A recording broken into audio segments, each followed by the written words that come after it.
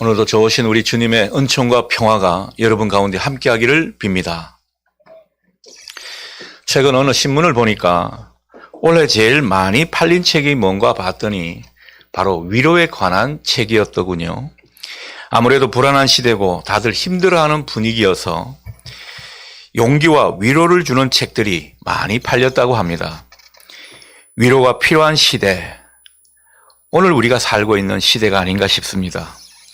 여러분 한 번씩 라디오를 듣다가 위로를 주는 그런 노랫말을 들으면 괜시리 가슴이 찡해지는 그런 경험 있지 않으십니까? 저도 한 번씩 그런 경험을 갖곤 합니다. 여러분 힘든 시절일수록 사람들은 위로를 구합니다. 싫은 소리 듣기보다는 칭찬을 듣고 싶어하고 또 잘한다 소리를 듣거나 호의적인 반응을 받게 되면 그렇게들 좋아합니다. 그래서 사람들은 인스타그램이나 페이북, 카톡 같은 그런 SNS를 통해서 누군가의 반응을 기다리는지도 모르겠습니다. 혹 누군가 댓글에 크크크, 호호호 이런 별것 아닌 댓글만 달아주어도 기분이 좋아지는 것입니다. 자기가 어떤 글이나 사진을 올렸을 때 사람들이 좋아요하고 꾹 눌러주게 되면 기분이 좋아지는 반면 한참 지났는데도 좋아요 횟수가 별로 없게 되면 왠지 기분이 살짝 우울해지는 그런 느낌도 갖곤 하게 됩니다. 그러다 갑자기 사람들이 좋아요를 막 눌러주는, 그래서 숫자가 막 불어나는 그런 것을 보게 되면 그새 헤헤거리게 되는 그런 모습을 우리가 확인하게 되죠. 너나 할 것 없이 위로에 민감합니다. 사람들의 인정을 받고 싶어 합니다. 여러분은 어떻습니까? 자, 그런데 우리가 생각할 것은요, 사람들한테 위로받고 인정을 받는 것 의외로 쉽지가 않고요. 위로받으려고 하다가 오히려 상처를 받는 그런 일들이 들어있곤 한다는 사실입니다.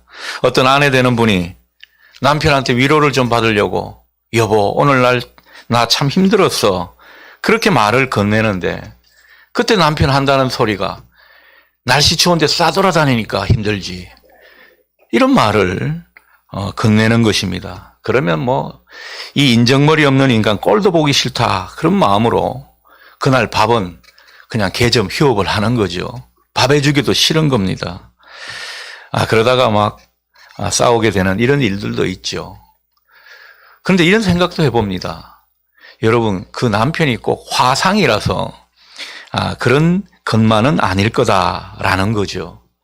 여러분 요즘은요 다들 힘들고 삶이 퍽퍽해서 사람들이 왠지 마음이 좁아져 있습니다. 위로하고 용기를 주고 격려를 주는 이런 여유들이 없는 것 같아 보입니다.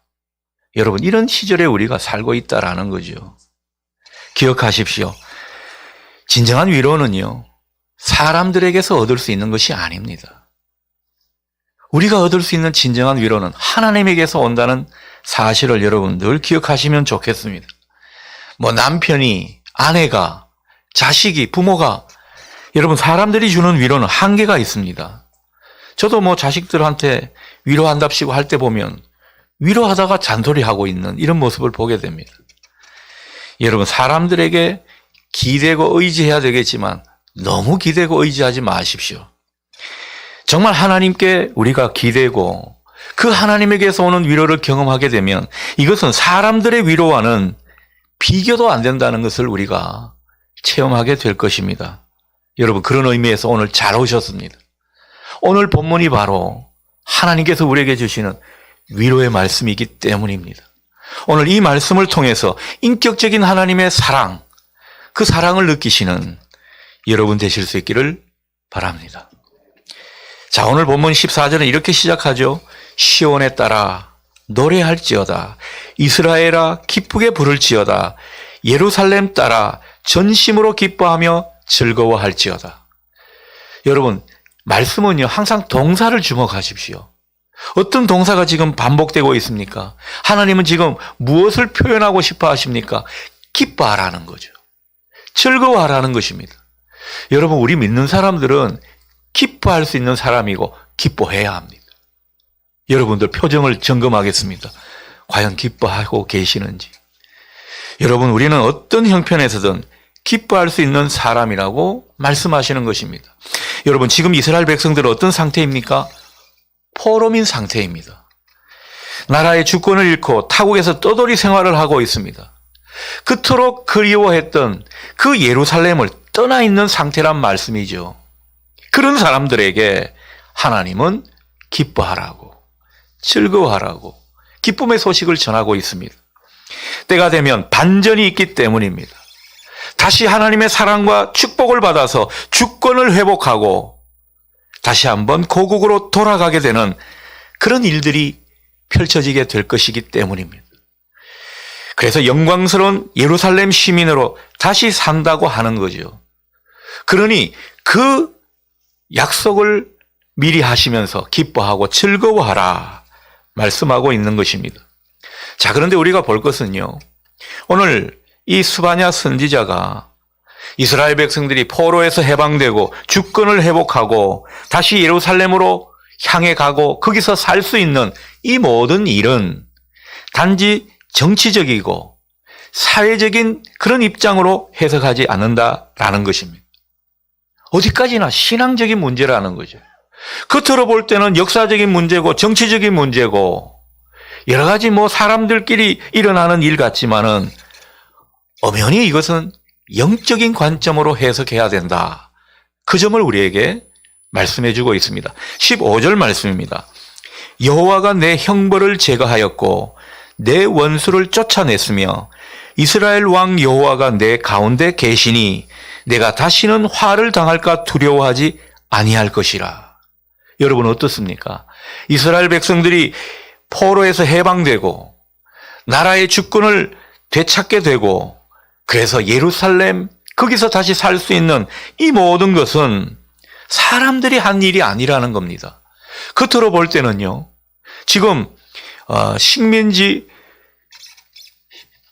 상태에 있는데 그 나라를 다스리고 있는 바벨론 왕이 칙령을 반포해서 이 고국으로 돌아갈 수 있도록 자유를 준 것으로 그렇게 생각을 할 수 있는데 아니라는 것입니다.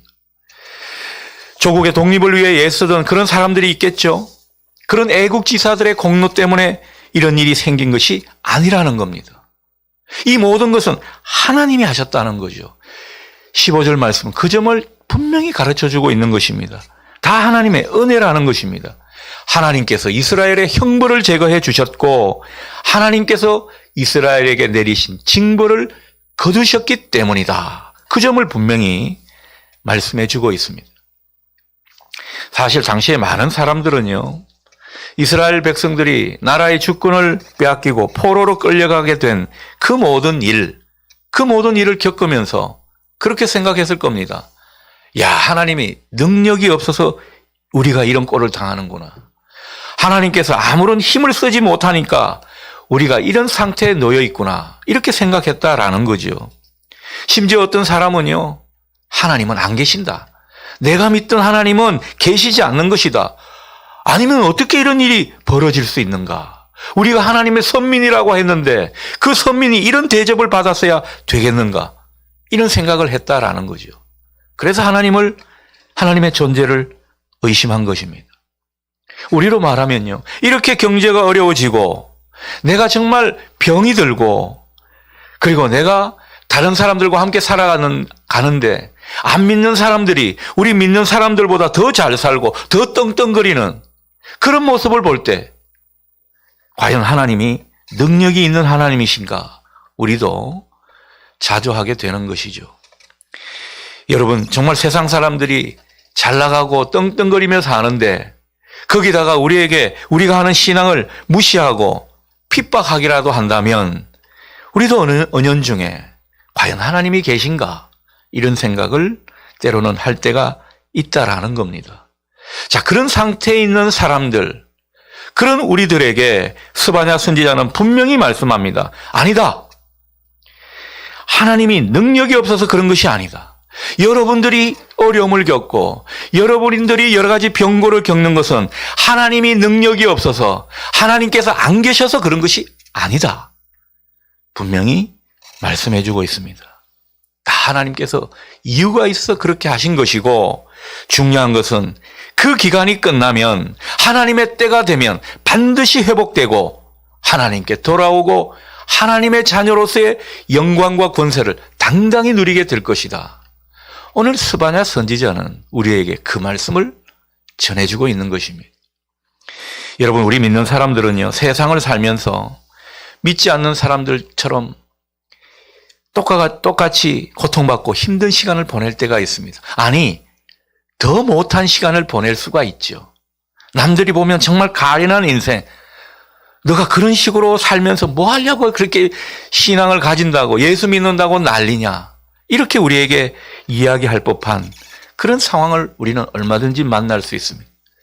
그럴 때 우리는 수치스럽고 내 신앙을 가지고 있는 자체가 때로는 부담이요, 비참함을 느낄 때가 들어 있다라는 거죠. 그래서 예수 믿는 것이 당당하지 않습니다. 예수를 믿으면서도 우울해지는 자신을 발견하게 됩니다. 그리스도인인 것이 드러내고 싶지 않은 그런 사실처럼 여겨집니다. 심지어 자기가 처한 그 상황이 하나님께 영광을 가리우는 그런 모습이 아닌가 싶어서 자괴감이 들게 되는 것이죠.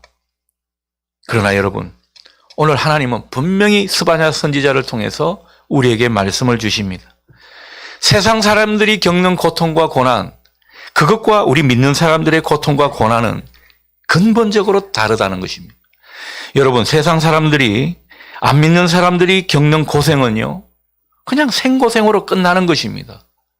자기 인생 자기들이 다 어떻게 해결해 가야 되는 그런 상황인 것이죠.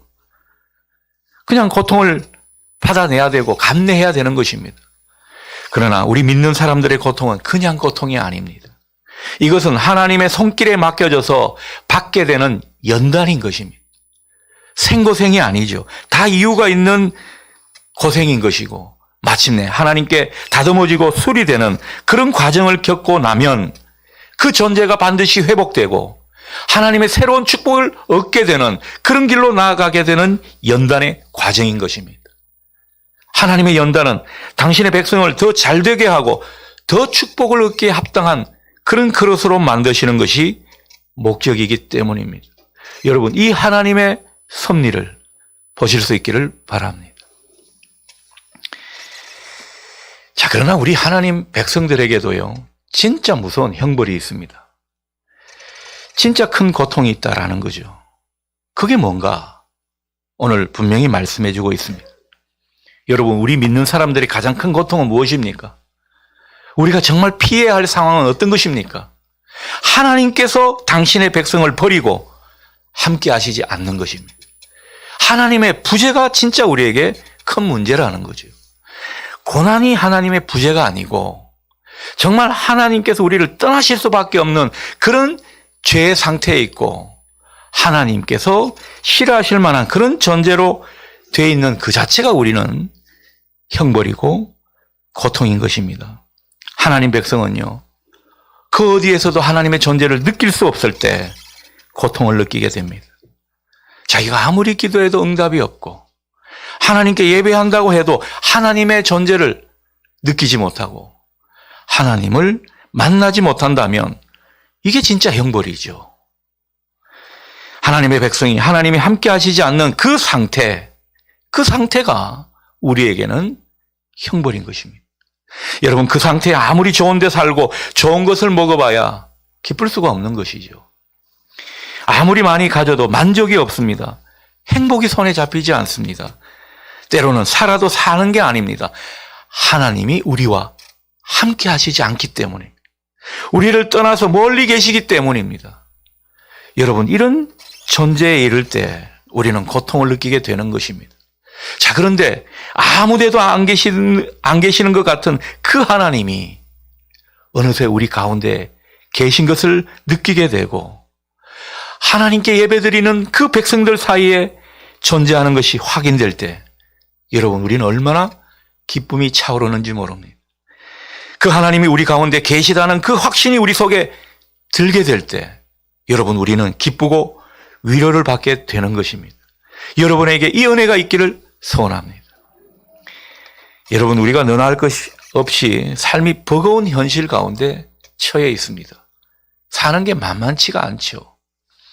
다들 먹고 살기 위해서 얼마나 경쟁적으로 뛰어다녀야 하는지, 뭐 스펙도 갖춰야 되고 여러 가지 지식도 겸비해야 되고, 참 이 경쟁력을 갖추는 것이 힘들어진 그런 시대에 우리가 살고 있습니다. 그래서 우리도 바쁘게 뛰어다니고 뭔가를 해야 하는 그런 어떤 부담감이 우리를 팽배하게 할 때가 많습니다. 그냥 평범하게 살면 도태될 것 같아 발버둥을 칠 때도 있죠. 그러나 마음은 분주하고 뭔가 열심히 사는 것 같고 걱정은 하는데도 별 뾰족한 수가 없습니다.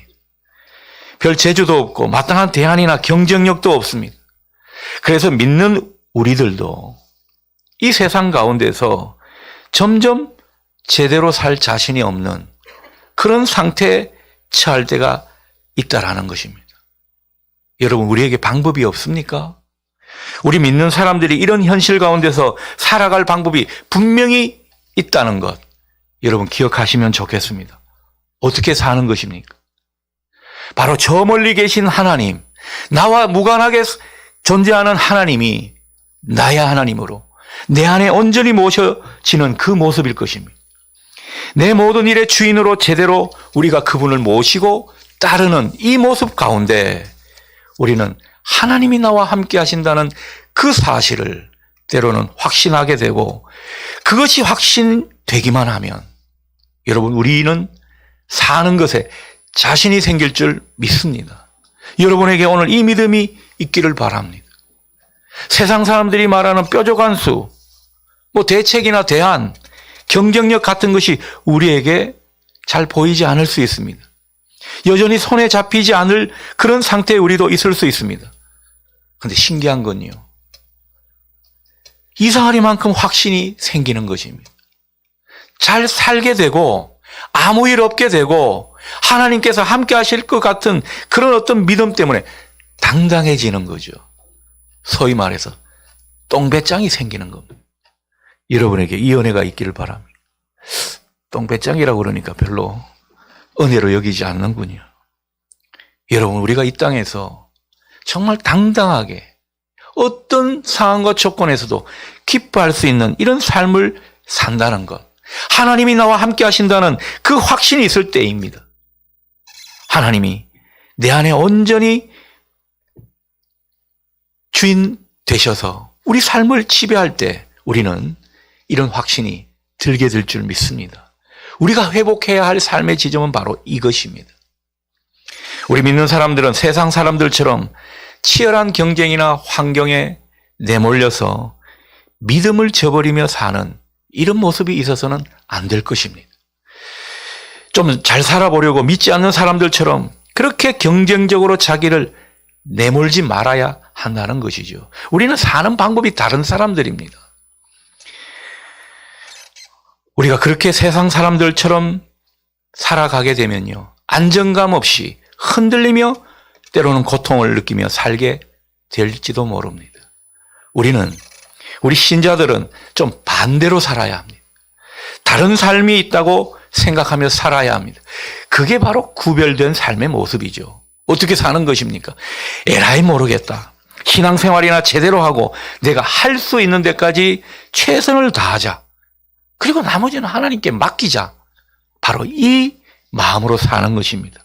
여러분, 이 마음으로 진실하게 그 말을 하나님 앞에 전달하며 살 때 여러분, 이상하게 길이 열리는 것을 경험하게 될 줄 믿습니다. 하나님이 함께 하시기 때문이죠. 우리 인생의 성공은 하나님이 함께 하시느냐, 그렇지 못하느냐, 이것으로 갈리는 것입니다. 인생의 주인이신 우리 주님이 우리 가운데 계시면, 왕이신 주님을 내 마음의 중심에 우리가 모시고 살면 그게 우리에게 복인 것입니다. 그게 형통의 길이 되는 보장인 것입니다. 여러분, 그런 상태가 되면 우리는 두려워할 필요가 없습니다. 걱정할 게 없습니다. 16절 말씀이 그것을 알려주고 있습니다. 손을 늘어뜨리며 살지 말라는 거죠. 손을 쭉 늘어뜨리며 살지 말라는 겁니다. 무슨 말씀입니까? 자포자기하지 말고 낙심하지 말고 당당하게 살아라는 것입니다. 우리가 그렇게 살 이유가 없다라는 거죠. 왜요? 우리에게는 하나님이 계시기 때문에. 하나님이 내 곁에 계신 것을 우리가 실감하지 못하고 체험하지 못하고 그분을 인정하지 못하기 때문에 겪는 고통을 하나님이 안 계신다고 말하지 말라는 것입니다.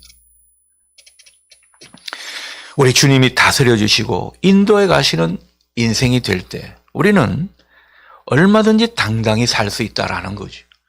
그 가운데 소망이 일어나고 절망이 희망으로 바뀌게 되는 그런 모습이 우리 속에서 확인된다라는 겁니다. 여러분, 매년 우리 예수님이 새롭게 우리 가운데 오셔야만 하는 이유가 무엇입니까? 우리가 어느새 우리 주님을요, 뒷방 노인네처럼 그렇게 취급하고 있더라는 것입니다. 우리 삶의 중심에 그분을 모시고 살지 못하더라는 거죠. 그래서 다시 한번 주님의 오심을 소원하면서 우리 삶의 주인으로, 우리 인생 가운데 왕으로 그분을 모시고 살라고 주님은 매년 우리 가운데 찾아오시는 것입니다. 여러분, 17절 말씀은 너무도 잘 아는 말씀이고 너무도 귀한 말씀입니다.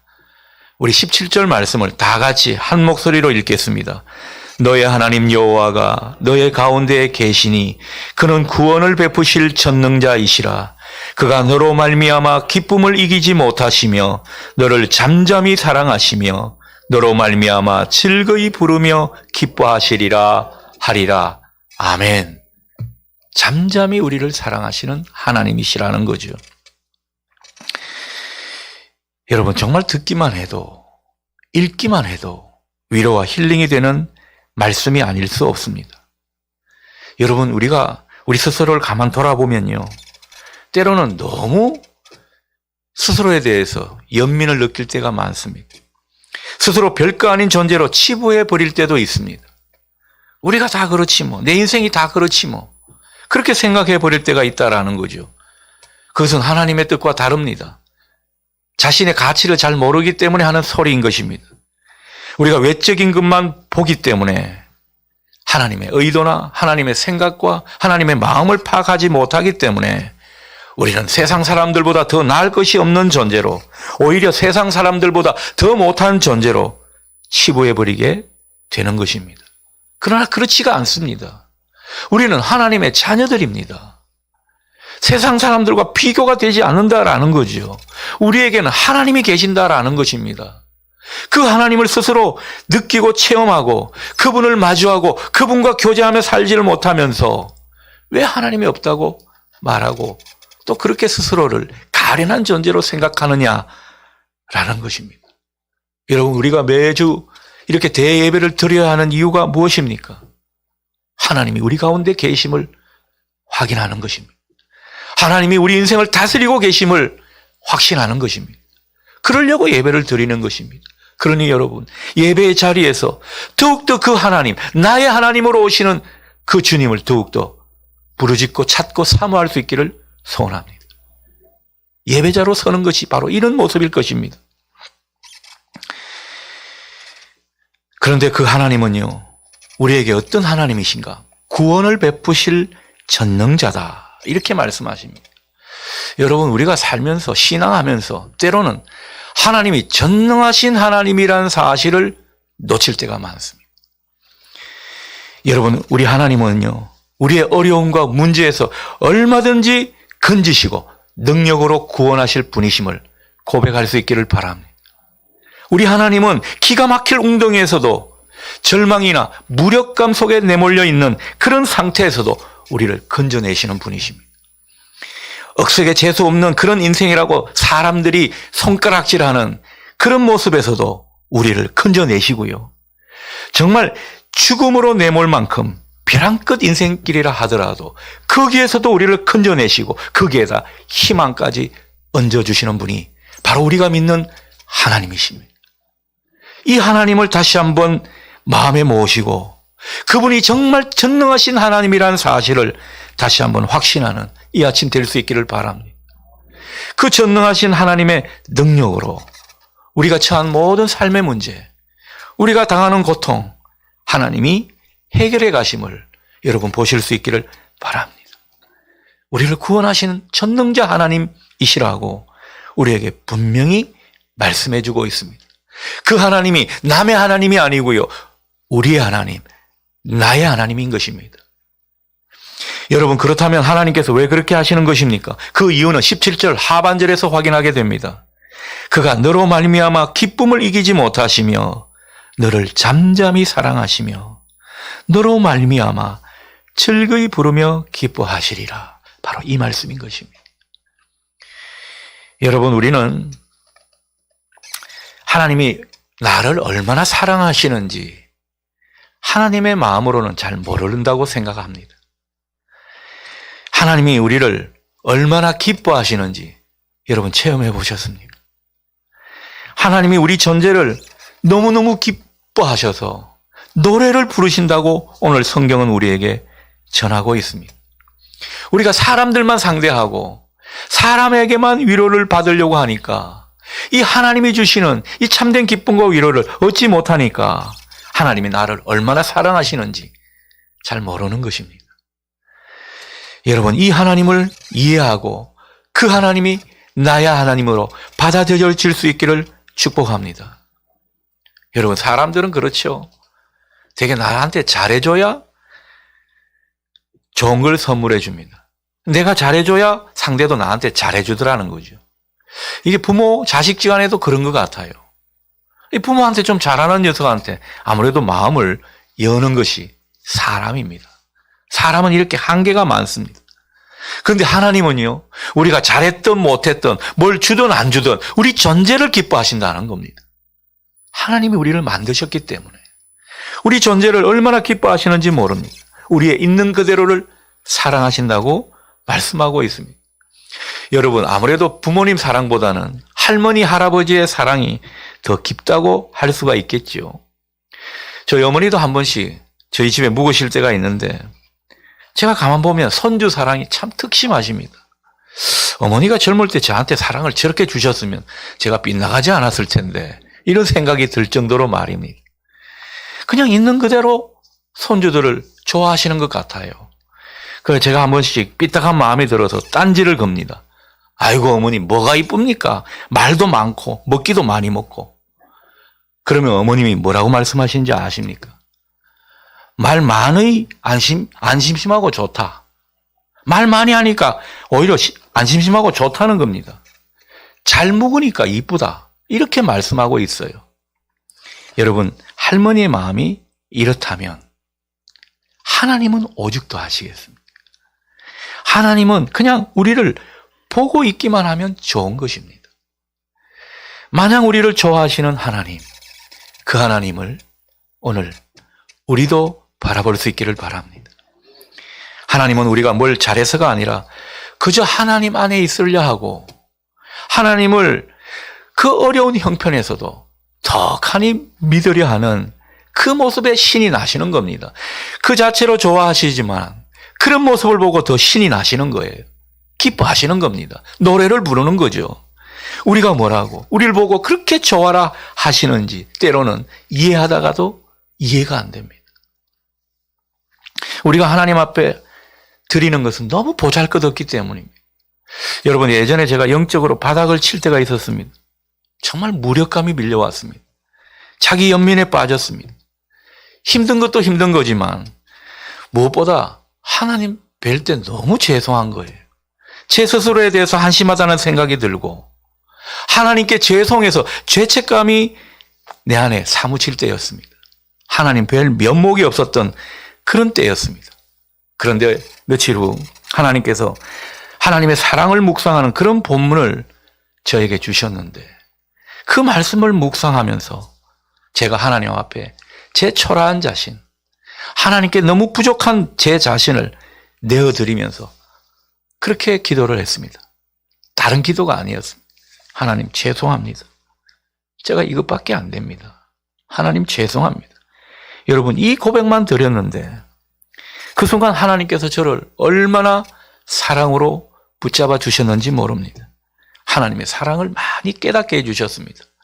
저에게 이런 말씀을 주시면서 사랑을 느끼게 해주셨습니다. 하나님이 제게 그러시더라고요. 아들아, 너는 나의 신실한 종이다. 내가 너를 기뻐한다. 여러분, 제 스스로가 형편없다고, 하나님께 너무 죄송하다고, 한심하다고 느끼고 있을 때 하나님은 다가오셔서 나의 신실한 종이라고 칭찬해 주신 것입니다. 여러분, 이 역설적인 하나님의 그 위로에 너무 고마움을 느꼈고, 그리고 하나님의 사랑을 깊이 느끼는 시절이었습니다. 여러분, 얼마나 마음이 편안해지는지 모릅니다. 묵은 채증이 내려가는 그런 기분을 느끼게 되었습니다. 여러분, 하나님은 우리를 이렇게 사랑하신다라는 거죠. 하나님은 우리를 잠잠히 사랑하시는 분입니다. 여러분, 잠잠히 사랑하신다는 것은 요란하게 사랑하시는 모습이 아니라는 것이죠. 아마 하나님의 사랑이 시끌벅적하고 요란하게 되면 우리는 그 하나님의 사랑을 많이 실감할 것입니다. 근데 하나님의 사랑은 소리 없이 다가올 때가 많고, 하나님을 정직하게 마주할 때 느껴지는 그런 어떤 모습으로 우리 가운데 다가오기 때문에 하나님의 사랑을 많이 주목하지 못하는 것 같습니다. 여러분, 요란하게 다가오는 사랑이라면 어쩌면 값싼 사랑이 되고 말 것입니다. 그냥 즉흥적으로 그것을 즐기고 마는 그런 사랑이 되고 말 것입니다.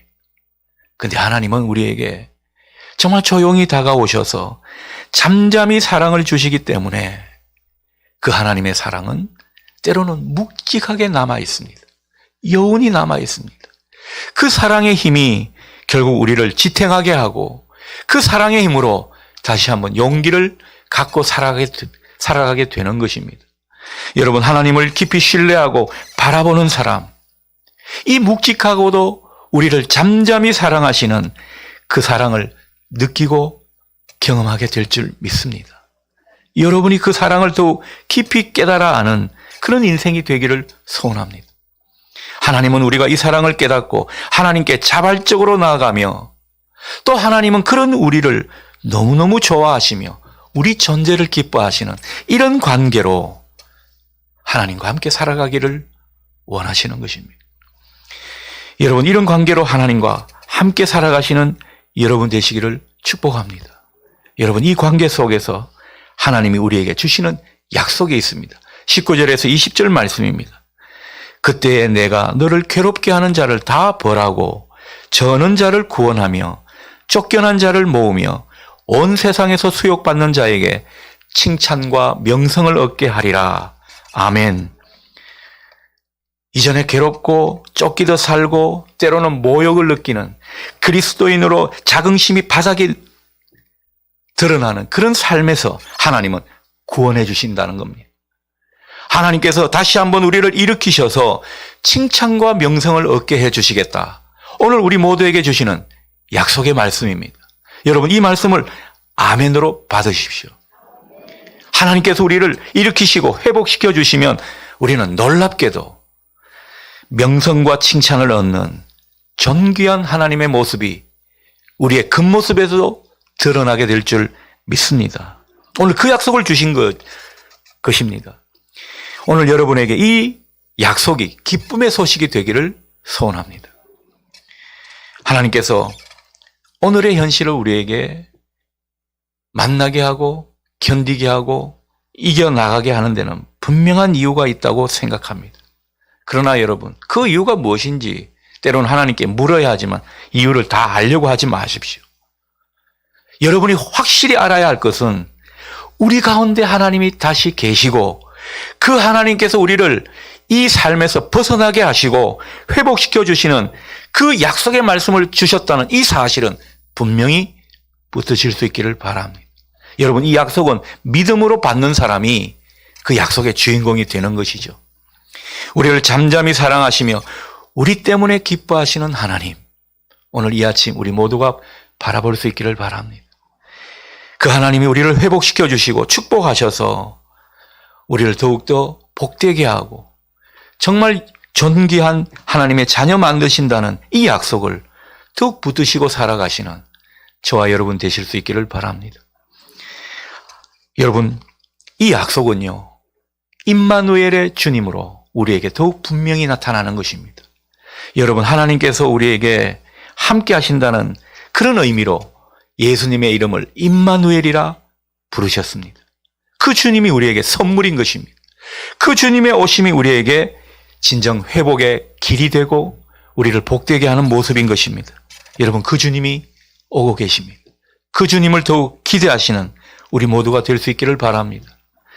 우리 가운데 계시려고 다시 오시는 그 주님, 그 주님을 기대하며 그 주님 때문에 다시 한번 기쁨을 회복하는 우리 모두가 될 수 있기를 소원합니다. 성탄절이 여러분에게 기쁨이요 축복이 되기를 축원합니다.